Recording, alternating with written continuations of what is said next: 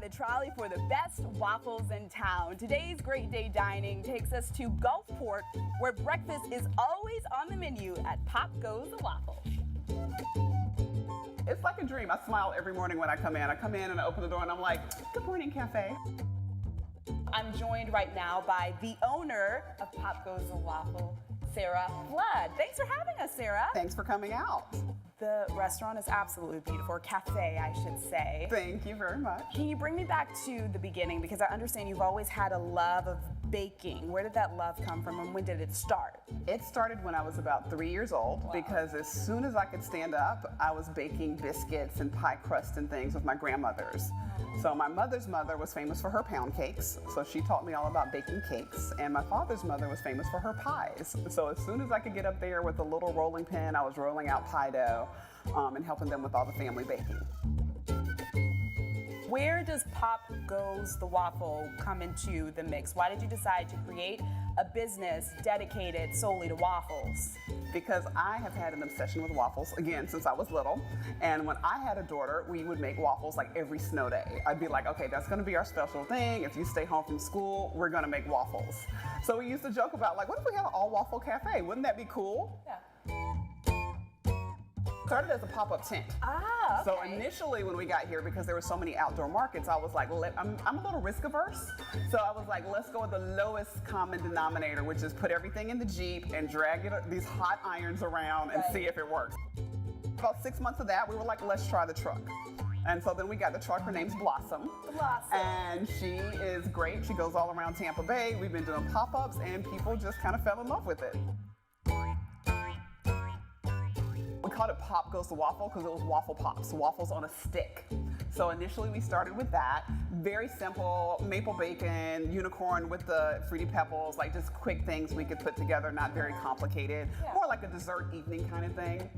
But then once we got the truck, we were able to do more complicated menus. That's when we brought out the Liège waffles and started doing different specials, the strawberries and cream, Okay. And some of the other fan favorites that we created along the way. Okay, so you just threw in a term that I don't think a lot of people know about the kind of waffle that you use. Yes. Give us a little history lesson, a little education on waffles and the kind of waffle that you use. Okay, so we call Belgian waffles. If you go to Belgium, there is no Belgian waffle. There is a Brussels waffle, which is what we traditionally have at a diner. It's a batter-based waffle. And there's a Liège waffle, which are these waffles, which are made from a yeasted dough. And we bake, the pearl sugar is baked in, so it's naturally sweet. So literally, you can take this off the iron and eat it. You don't need syrup. And that's why our tagline is waffles you can walk with. Let's get to this new location in Gulfport. You haven't been open very long. What's the process been like, and kind of describe what you experienced when you walked through the cafe doors? So we had a great team to put things together, and people just love it. The response has been great. Good. We have these beautiful dishes in front of us. What's on the menu?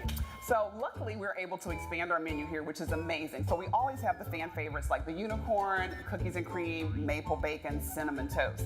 But every weekend we have a special, and we're just expanding and trying new things like the Waffle Cubano. So this is a croissant waffle, and it's got the seasoned pork, the ham, the Swiss cheese, the pickle, the mustard. So we put all the goodness of a Cuban into a croissant waffle. Yummy. And what's right next to it? This is an ode to my life in Connecticut, where there was a sandwich called the Hot Seat. So I kind of recreated that using a potato waffle on the bottom, spicy chili, and an egg on top, and some cheddar cheese. Oh my gosh, that looks so delicious. And then this is speaking to my soul. Yes, the shrimp and grits. A few choice people got to try that when we were doing pop-ups, and they love it, and people have been asking us when it's coming back.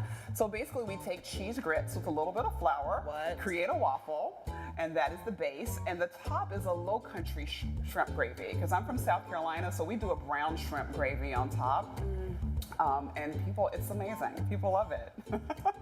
This is delicious. Thank you. What? Oh my gosh, I love it. And right next to it, we have a sweet. We'll go from the savory to the sweet. Right. The cinnamon toast is always one of our top sellers. It's usually either cinnamon toast or maple bacon. That's a crowd favorite. It's, you know, buttery cinnamon sugar and a little bit of white icing. And people go nuts over that. Okay, let's try this. Cinnamon sugar is my favorite. Oh yeah, well, you're gonna love this one. Okay, let's see. Wow. What? Yeah. Okay. I see what everyone is talking about. Right. Okay, after just 2 bites. Right. Delicious. Okay, and then what is And this? that's my personal favorite, the strawberries and cream, because you just can't go wrong. It kind of reminds me of a strawberry shortcake since the waffle's a little sweet. And when strawberries are in season, you just cannot beat having like fresh strawberries with some, whipped cream, and simple but delicious. Sure. Okay, so do you like to use things that are in season right here in our backyard? Like right now, it's like Absolutely. blueberries. Like, will that impact your menu? Absolutely. We actually have a blueberry liège waffle now in production that we sell online, and people are going crazy for it. So I do love anytime we can use seasonal flavors and ingredients. That's definitely something we want to do. Wait a minute. Wait a minute. It's the waffle happy dance. It happens. It happens. We expect it. There it is again.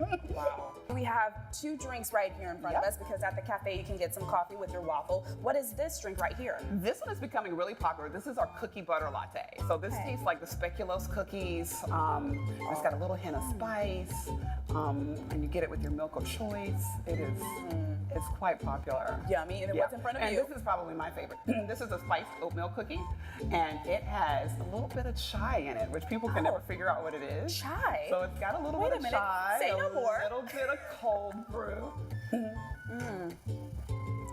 Right? Oh, Yeah. yes. So I you get taste the that. coffee, but you get a little spice, and it's got oat milk. So it's like that's what gives you the oatmeal cookie flavor. This is my favorite as well. Yeah. You have other baked goods here at the cafe. Walk me through a few of them. We do. So our pastry case has always got at least 5 or 6 waffle donuts in it.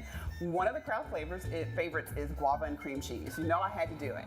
Had to do it. It's We're in delicious. Tampa Bay. We're in Tampa Bay. I had to bring the guava and cream cheese. The kids come in and love to see the sprinkles. Right. I've got 2 of my personal favorites in there. One of them is AJ's banana bread, Okay. which is a recipe I learned in Connecticut from a cafe that was nearby, and what we call the loaf, which like I said, my grandma taught me about pound cake. Right. But this is an olive oil pound cake. Oh, huh. And it is like just the most delicious thing. It's got a little bit of lemon flavor, but it's got a really tender crumb and it's very moist. Okay. That's becoming very popular. That's probably beating the banana bread at this point. Sarah, thank you so much. Cheers. Thank you. Cheers.